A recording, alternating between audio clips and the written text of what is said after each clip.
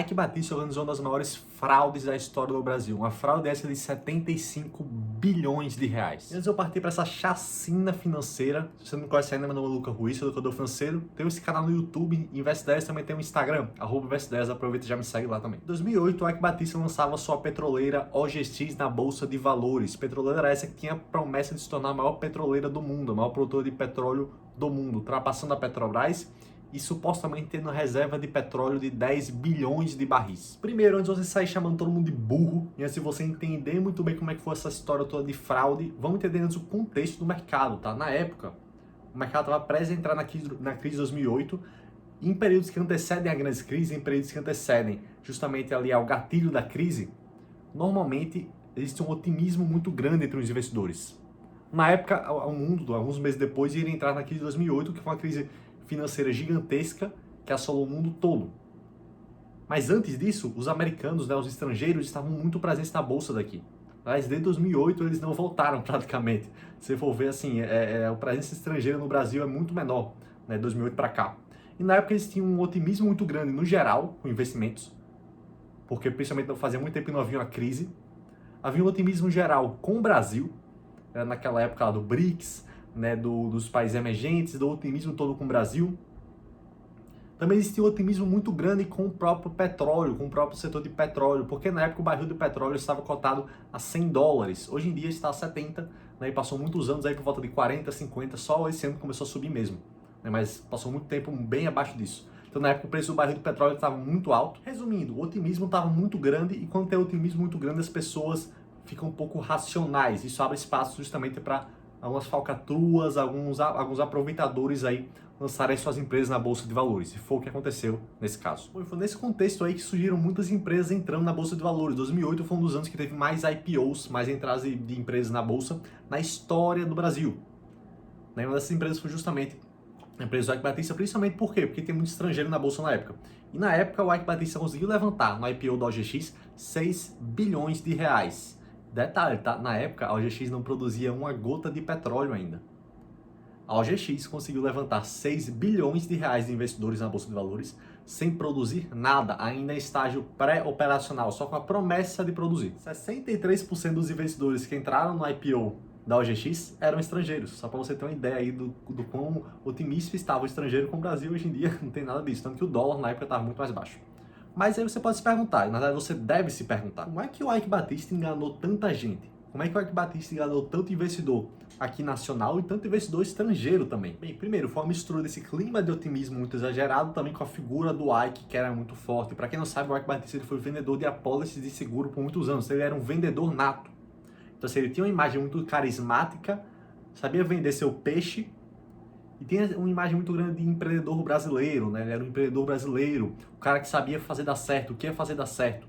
Ele também tinha, inclusive, na época, o apoio do governo brasileiro, na época da Dilma e do Lula, né? A Dilma era ministra da Casa Civil, se não me engano, e também havia um apoio nesse sentido, né? Apoio toda aquela política de campeãs nacionais, né? Que eu até mencionei esse vídeo da Oi aqui, né? Que foi outra empresa campeã nacional que deu errado, né?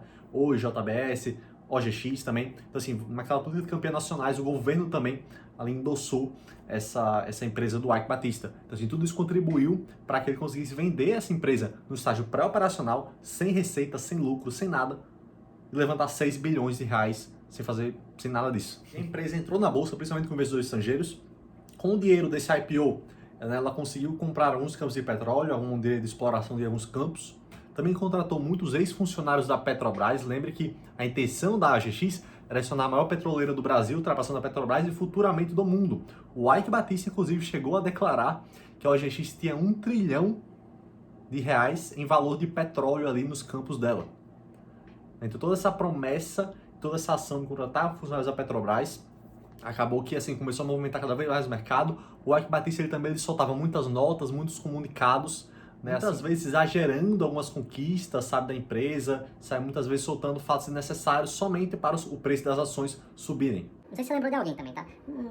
Alguém assim, é um CEO atual que também solta muito comunicado, muita notícia. Não sei, vou deixar pra você lembrar. Todo esse otimismo, né, mesmo após a crise de 2008 estourar, todo esse otimismo, todo esse discurso acabou levando a empresa a um valor de mercado total em 2011, alguns anos depois da crise, a 75 bilhões de reais. 75 bilhões de reais para a empresa que mal começava a ter receita, né? Já tinha os campos de petróleo, mas mal começava a produzir, já tinha 75 bilhões de reais de valor do mercado. Para você ter ideia, 75 bilhões de valor do mercado é um valor absurdo.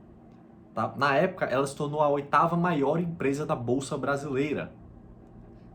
Várias grandes empresas hoje da Bolsa Brasileira não têm 75 bilhões de valor do mercado. Via Varejo, que é uma empresa que fatura mais de 20 bilhões ao ano, não tem isso. Lojas Renner não tem isso. Embraer não tem isso.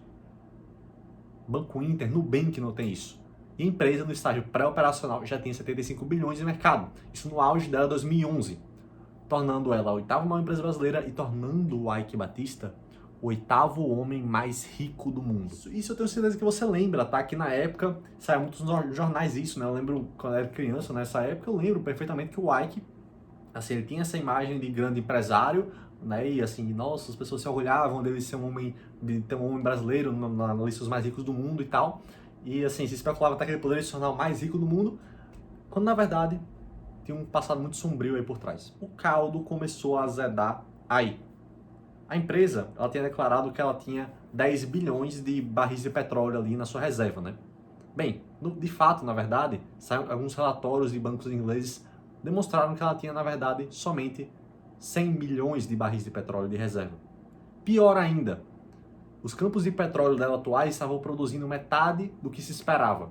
Ou seja, a empresa ela tinha muito menos reserva de petróleo, a capacidade futura de produzir era muito menor, e a capacidade atual, né, o que ela estava produzindo, era muito abaixo do que se esperava. E para piorar, os preços do petróleo começavam a cair nessa época. Lembra que eu falei?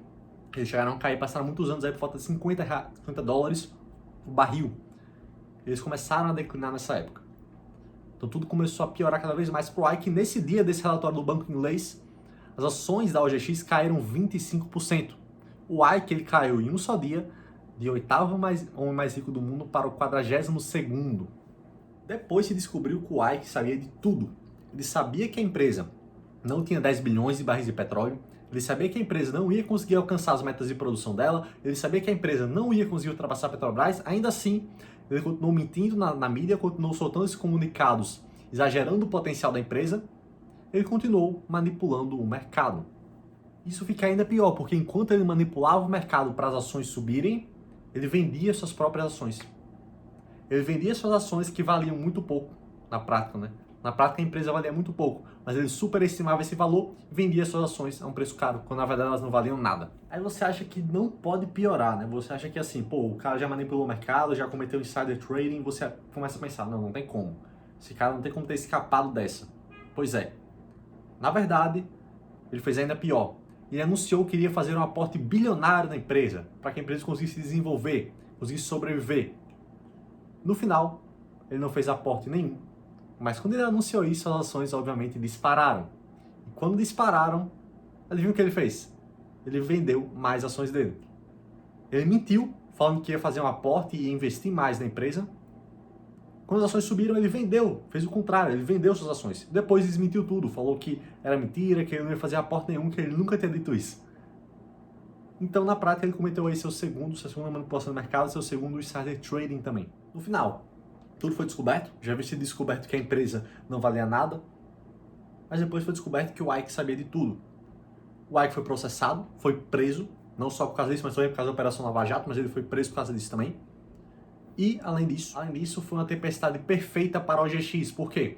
Porque ela não tinha essa capacidade de produção toda que ela tinha, os preços do barril de petróleo estavam em baixa e, para piorar, ela tinha captado 5 bilhões de dívida que ela agora não ia conseguir mais pagar.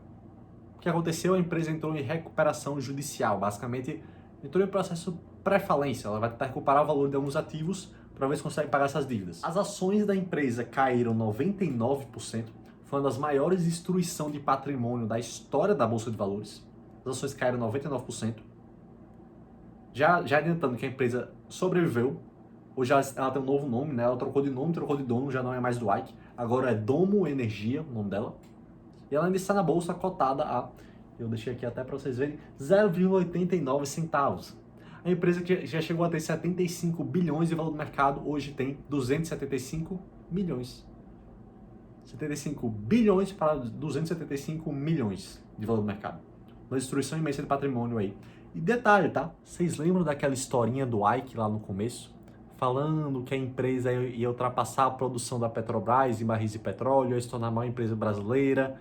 Então, hoje a empresa ela produz por ano 1,8 milhão de barris de petróleo. 1,8 milhão por ano. Se ela quisesse ultrapassar a Petrobras, ia ter que produzir 1,8 milhão por dia de barris de petróleo. Por dia. 365 vezes mais do que ela produz hoje, basicamente. Então assim, você vê que foi um caso trágico no geral e uma fantasia de verão, para vocês verem como você deve ter muito cuidado com as empresas que estão entrando na bolsa prometendo muito. O maior risco que o investidor pode cometer é acreditar em promessas sem estrutura por trás. Por mais genial que o dono da empresa pareça, por mais potencial que o projeto da empresa tenha, hoje em dia petróleo não atrai tanta atenção, mas pense em empresas de tecnologia, pense em empresas SAD. Tome cuidado com empresas do tipo que prometem muito e entregam pouco. Tome muito cuidado, porque é esse tipo de empresa que pode trazer esse tipo de prejuízo para você. Lembre, menos 99% não é brincadeira. Não é brincadeira. Então é isso, pessoal. Espero que você tenha gostado desse vídeo, dessa história. Se você gostou, já deixa seu like aí, se inscreve no canal e também me segue lá no Instagram, @Invest10, tem bastante conteúdo por lá também para te ajudar a investir. Valeu, tamo junto, até a próxima.